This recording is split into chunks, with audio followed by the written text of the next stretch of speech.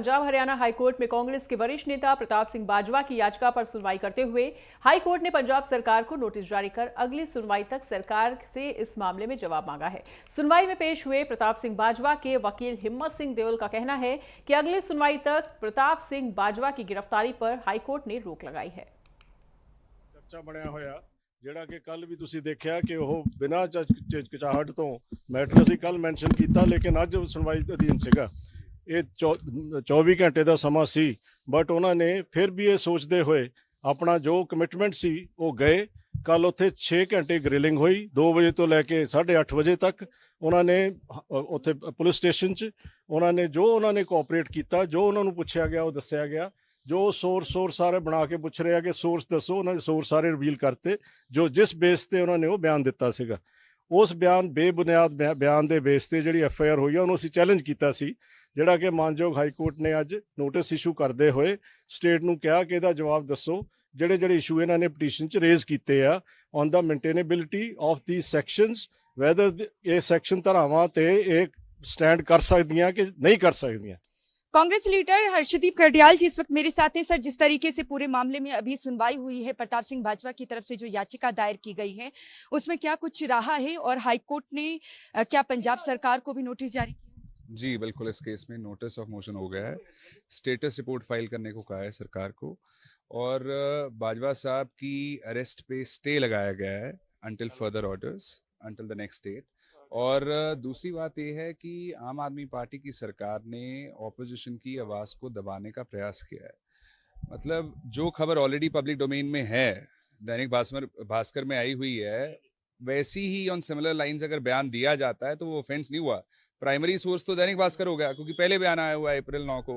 उसके बाद कोई भी सब्सिक्वेंट इन्फॉर्मेशन आए, कोई भी स्टेटमेंट आए, वो सेकेंडरी सोर्स होगी। दूसरी चीज है 353(2) में एक एक्सेप्शन है।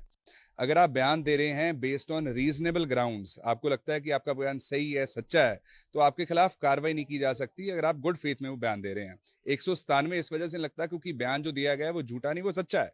और तीसरी बात यह है कि आम आदमी पार्टी की सरकार की अब आदत बन चुकी है पॉलिटिकल वेंडेटा करने की, अटेंशन डाइवर्ट करने की, और कोर्ट में भी बेफिटिंग जवाब दिया है, आगे भी देते रहेंगे और बाहर भी इनको बेफिटिंग जवाब देंगे। सर, अगली सुनवाई तक क्या गिरफ्तारी पर रोक रहेगी और क्या स्टेटमेंट जारी करने पर भी रोक लगाई है? देखिए, मीडिया में public statement on this issue he is not supposed to give until the further orders.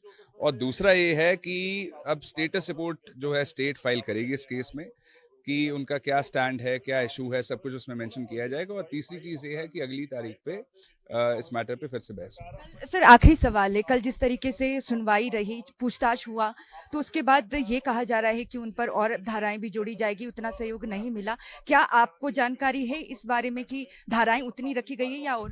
देखिए, ऐसा है, ये धारा तो वो जस्टिफाई कर नहीं पा रहे, और धारा क्या जोड़ेंगे।